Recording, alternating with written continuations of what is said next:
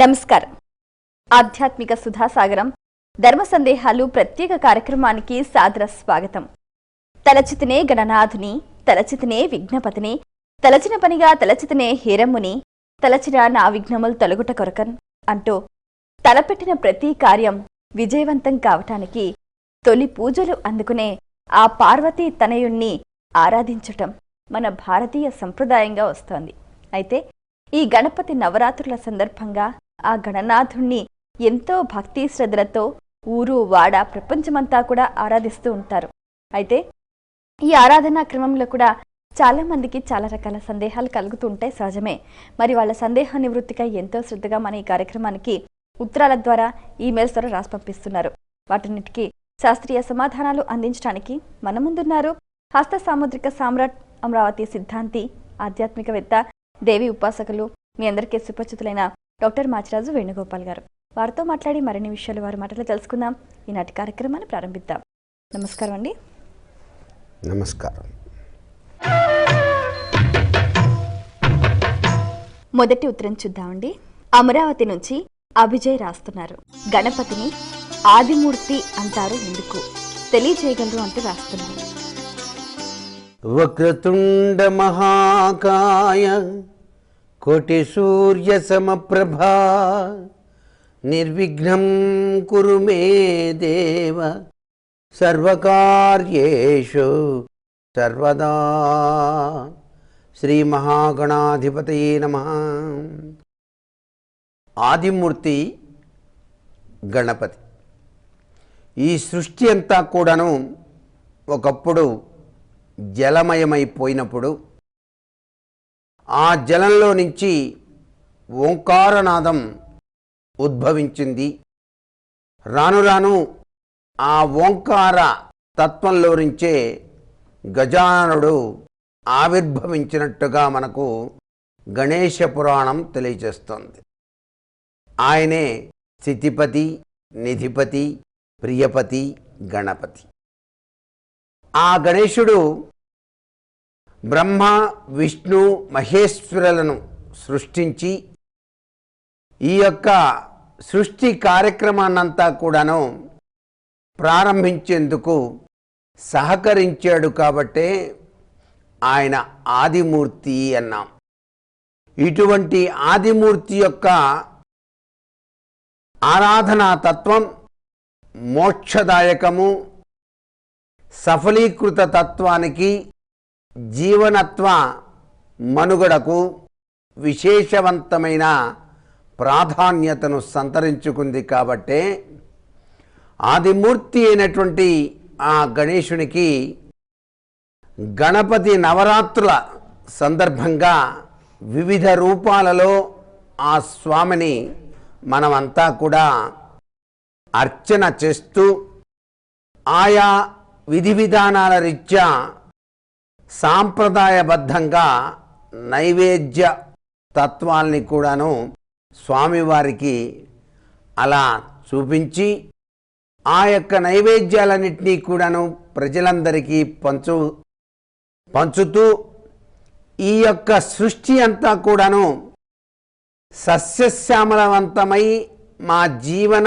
జీవిత విధానాల్లో ఎటువంటి అపశృతులు లేకుండా ప్రతి ఒక్క కార్యక్రమం కూడాను నిర్విఘ్నంగా నెరవేర్చవయ్యా ఓ ఆదిమూర్తి గణేశ, నీకు వందనం, అభివందనం అంటూ ఆ ఆదిమూర్తిని మనం వివిధ ఆకృతులలోనూ వివిధ అవతార స్వరూపాలలోనూ కొలిచి తరిస్తూ ఉన్నటువంటి ఈ శుభవేళ, గ్రహచార రీత్యా కూడాను మనిషికి సరైనటువంటి పరిస్థితి కలగనప్పుడు ఒక్కొక్క గ్రహం ఒక్కొక్క రీతిలో ఆ యొక్క జాతక రీత్యా బాధలు సంక్రమింపచేస్తున్నప్పుడు కూడాను ఈ వివిధ రకాలైనటువంటి గణపతి ఆరాధనలో మనం వినియోగించేటువంటి నైవేద్యం,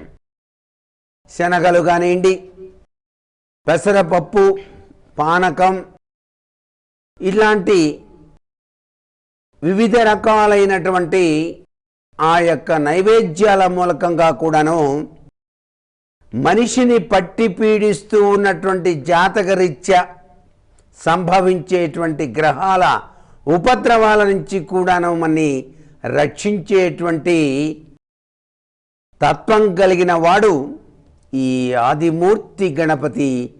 అటువంటి గణపతిని మనం త్రికరణ శుద్ధితో ఆరాధన చేస్తూ గకారతత్వానికి నాంది వాక్యం పలికే ఆ గణేశునికి వందనం అభివందనం చెప్పుకుని తరిద్దామా. మరో ఉత్తరం చూద్దామండి. హైదరాబాద్ నుంచి శివకృష్ణ తేజ రాస్తున్నారు. చతురావృత తర్పణ ప్రాధాన్యత వివరించండి అంటూ రాస్తున్నారు. సూర్యుడు నమస్కార ప్రియుడు, విష్ణుమూర్తి అలంకార ప్రియుడు, సాక్షాత్తు పరమశివుడు అభిషేక ప్రియుడు. ఇక్కడ గణపతి చతురావృత్త తర్పణ ప్రియుడు.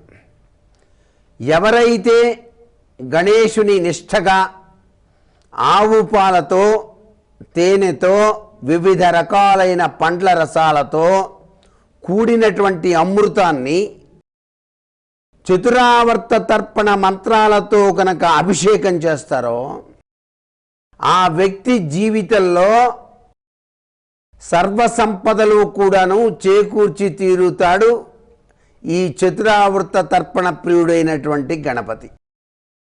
అందుచేత చతురావృత తర్పణం గనక ఆచరించేటువంటి వ్యక్తి జీవితం చాలా సుసంపన్నమై ఆరోగ్యం, ఐశ్వర్యము, సంతానము, కీర్తి, ప్రతిష్టలు అన్నిటినీ కూడాను ప్రసాదించేటువంటి అమృత తత్వ లక్షణం ఈ యొక్క చతురావృత్త తర్పణంలో దాగిన పరమార్థం. కాబట్టే ఆయన చతురావృత్త తర్పణ ప్రియుడు. చూద్దామండి.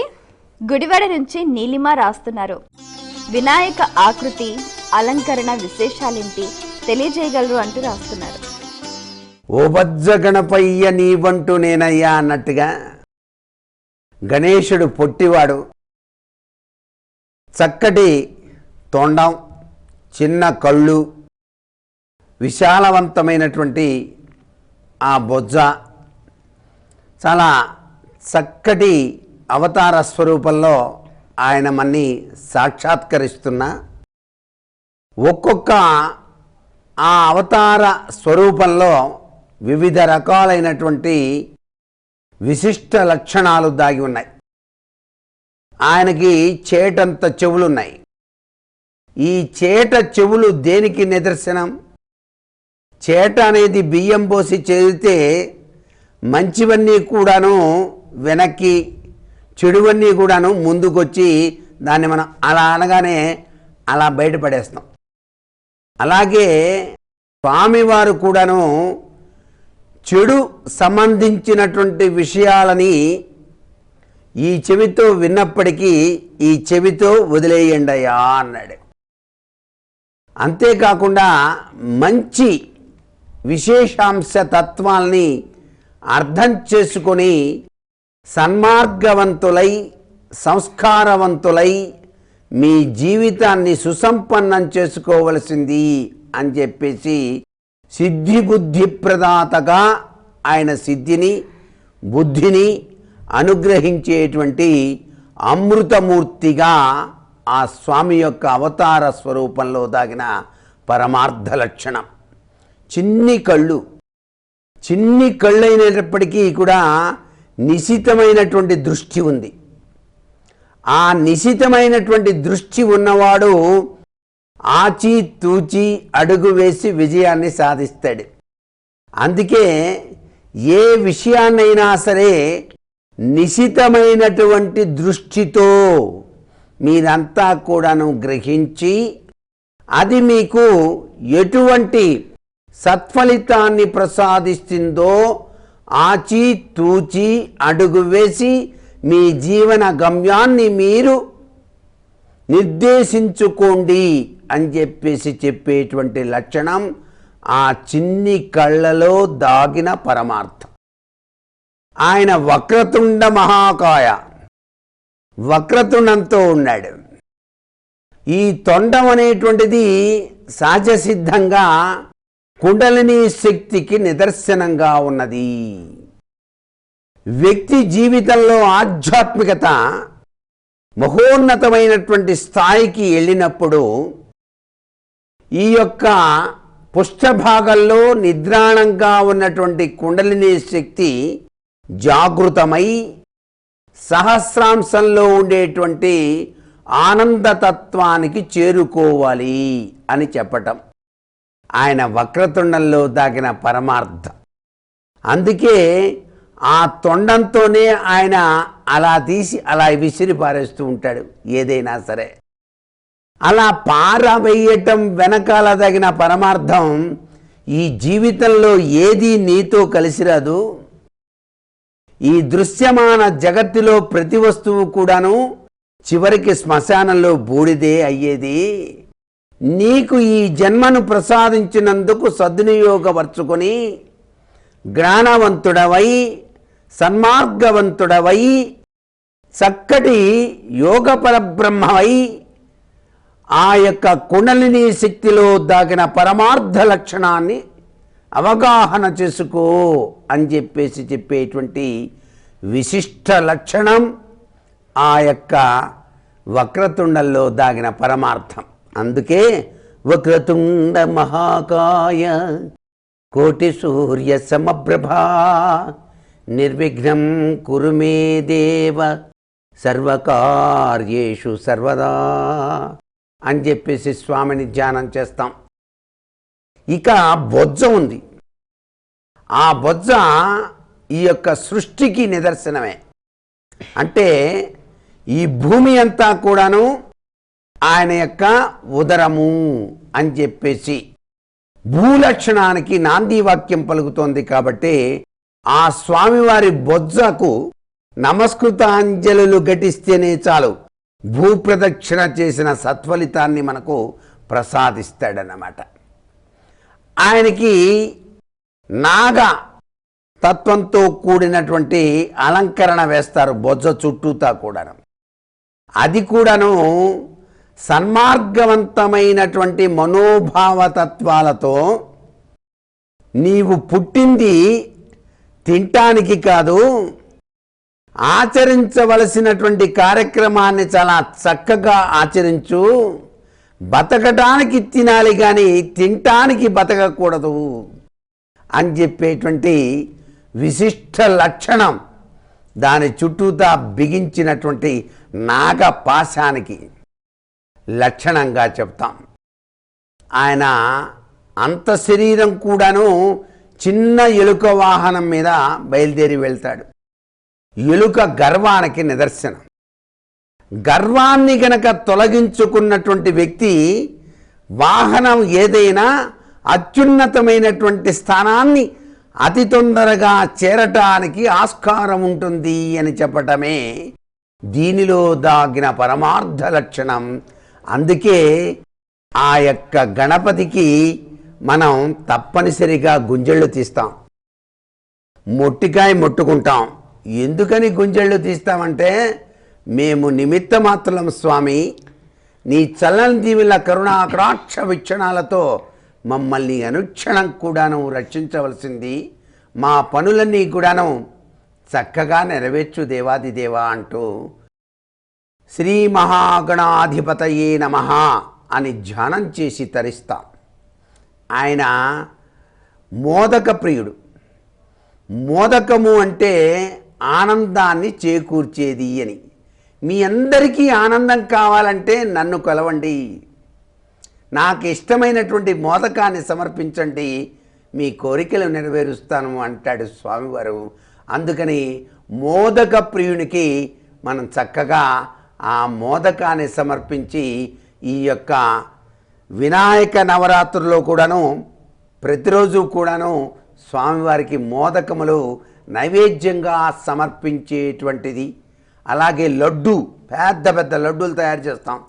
ఆ లడ్డూకి ఎంత విశిష్టవంతమైన విలువ ఇస్తున్నారో ఆ లడ్డూని స్వామివారికి నైవేద్యంగా సమర్పించి ఆహా స్వామివారి లడ్డు అంటే అద్భుతం ఆనందం అని చెప్పేసి ఎంత మధురాతి మధురంగా దానికి ఏదో మనకేదో అంత నిర్విఘ్నంగా నెరవేరిపోతుంది అనేటువంటి మనోభావనతో జరిపేటువంటి విశిష్ట కార్యక్రమాలు ఈ యొక్క విఘ్నేశ్వర నవరాత్రి సందర్భంగా వడవాడలా జరుగుతున్నటువంటి మహోన్నతమైనటువంటి చర్యలలో భాగంగా ఈ గణేశుని యొక్క ఆకృతిని మనం ఈ విధంగా తలుచుకొని స్మరిస్తూ కృతకృత్యులమై జీవిత ఆనంద సాగరాన్ని చక్కగా దాటటానికి ప్రయత్నం చేద్దాం.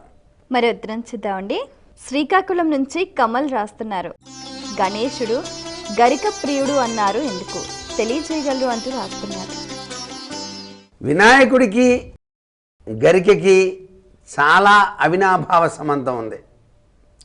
స్వామివారు ఎంత ఆనందపడతాడో ఆ గరికని ఆ స్వామికి సమర్పిస్తూ ఉంటే వెంటనే కరుణిస్తాడు. అందుకే ఆయన్ని క్షిప్రసాది అన్నారు, వెంటనే కరుణించే దైవం అని చెప్పేసి. ఈ గరికకు సంబంధించి ఒక కథ కూడా ఉంది. యముని యొక్క తుమ్ము నుంచి ఆయన ఒకానొక సమయంలో ఇంద్రసభలోకి ప్రవేశిస్తే అక్కడ అందాల హొయ్యలతో తుణికిసలాడే ఒకటువంటి కన్యను చూసి ఈయన యొక్క ప్రభావం కించిత్తు మనస్సు వికలమైన సందర్భంలో ఆయన ఆవలించేట. ఆ ఆవలించేటప్పటికీ దానిలో నుంచి ఒక బ్రహ్మాండమైనటువంటి రాక్షసుడు ఉద్భవించాడు. ఆ ఉద్భవించినప్పుడు రాక్షసత్వం ఉంటుంది కదా సహసిద్ధంగా. ఆ రాక్షసత్వంతో అందరినీ కూడాను నానా వికలాతి వికలమైనటువంటి ప్రభావాలు చూస్తున్నప్పుడు గణేశుని అర్జించారు అందరూ కూడా, స్వామి నువ్వే దిక్కు అని చెప్పేసి. నీ పని ఇట్లా ఉందా అని చెప్పేసి ఆయన నోరు తెరిచి ఆ వికటాసురుడు అనేటువంటి రాక్షసుడిని కాస్త మింగేశాడు. ఎప్పుడైతే ఆయన మింగాడో శరీరం లోపల అగ్నితత్వం ప్రజ్వరిల్లింది. ఈ వికటాసురుడు అంటే కామంతో కూడినటువంటి అగ్ని. ఆ అగ్నితత్వం విపరీతంగా బాధిస్తూ ఉంటే దేవతలందరూ కూడాను వివిధ రకాలుగా ఆ స్వామికి అర్చనలు చేసినా తగ్గలేదు. కొంతమంది అభిషేకార్చనలు చేశారు, అయినప్పటికీ తగ్గలేదు. అటువంటి సమయంలో అన్నిటికీ మూల కారణం సలహాలు ఇచ్చేవాడు మనకి సాక్షాత్తు విష్ణుమూర్తి ఉన్నాడు కదా. ఆయన గరిక తీసుకొచ్చి స్వామివారికి సమర్పించండి అయ్యా అని చెప్పేటప్పటికల్లా ఆ గరిక కట్ట తీసుకొచ్చి 21 గరికలు తీసుకొచ్చి స్వామివారి ముందు ఉంచేటప్పటికి ఆయన యొక్క అగ్నితత్వం కాస్త సన్నగిల్లింది. ఆనందతత్వంతో ఆయన విరాజిల్లాడు అని. అందుచేత అప్పటి నుంచి గరికతో గనక స్వామిని గనక ఎవరైతే అర్చన చేస్తారో వారికి సకల ఇష్ట కామ్యార్థులు కూడాను నెరవేర్చడానికి అనుగ్రహాన్ని ప్రసాదిస్తాడు స్వామివారు. అందుకే చాలామంది వినాయకుని దగ్గర గరికతో పూజ చేసిన తర్వాత ఆ గరికను తీసుకుని వెళ్ళి తమ బీరువాల్లో దాచిపెట్టుకుంటారు. కాస్త ఐశ్వర్యాన్ని ఇస్తాడు స్వామివారు అని చెప్పేసి. ఐశ్వర్యప్రదాత కూడా ఈ స్వామివారే. అక్కడ ఆయన కమలవాసి తత్వంలో విరాజిల్లుతాడు ఒక్కొక్కసారి. అందుచేత ఆ గరికలో దాగిన పరమార్థ లక్షణం అంత గొప్పది. అలాగే మనకి ఇప్పటికీ పీడకలు వచ్చేటప్పుడు కనుక ఎవరైనా సరే గరిక ముక్కను కనుక తల కింద పెట్టుకొని పడుకుంటే వినాయకుడికి పూజ చేస్తుంది, ఆ పీడకలలు అనేటువంటివి రావు. ఇది సత్యం. ఇంత గొప్ప విశేషవంతమైన ప్రభావం ఈ గరికలో దాగిన పరమార్థం కాబట్టి. ఈ గరిక ఎటువంటిది? పెద్ద వర్షం వచ్చినా సరే అది వంగిపోతుంది కదా, అంతేగాని ఊడిపోదు. గరిక అంటే గడ్డి, అది ఊడిపోదు కదా గరిక. ఒక్కోసారి మనం పీకేసినప్పటికీ కూడా మళ్ళీ మొలకెత్తుతూనే ఉంటుంది. అందుచేత ఈ గరిక లాంటి స్వభావం మనకి చాలా అవసరం. కష్టాలు వచ్చినా సుఖాలు వచ్చినా సరిసమానంగా భావన చేస్తూ దాని యొక్క ప్రభావాన్ని నుంచి బయలుపడటానికి సర్వవ్యాపికారకుడైనటువంటి విఘ్నేశ్వరుణ్ణి శరణు వేడుదాము అని చెప్పటమే దీనిలో దాగిన పరమార్థ లక్షణం. అందుకే ఆయన గరిక ప్రియుడయ్యాడు. చాలా సంతోషం అండి. మీ అమూల్యమైన సమయాన్ని కేటాయించి మా ప్రేక్షకుల ధర్మ సందేహాలకు శాస్త్రీయ సమాధానాలు అందించినందుకు ధన్యవాదాలు.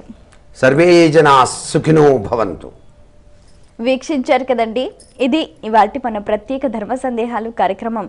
మీకు కూడా ఏవైనా ఆధ్యాత్మిక ధర్మ సందేహాలు కలిగితే మా ఈ కార్యక్రమానికి మీ సందేహాల్ని క్లుప్తంగా, సూటిగా, స్పష్టంగా పోస్ట్ కార్డ్పై లేదా ఈమెయిల్ ద్వారా రాసి పంపించండి. మా చిరునామా ధర్మ సందేహాలు, కేర్ ఆఫ్ భక్తి TV, road number 92, Jubilee hills, Hyderabad 5,96,000.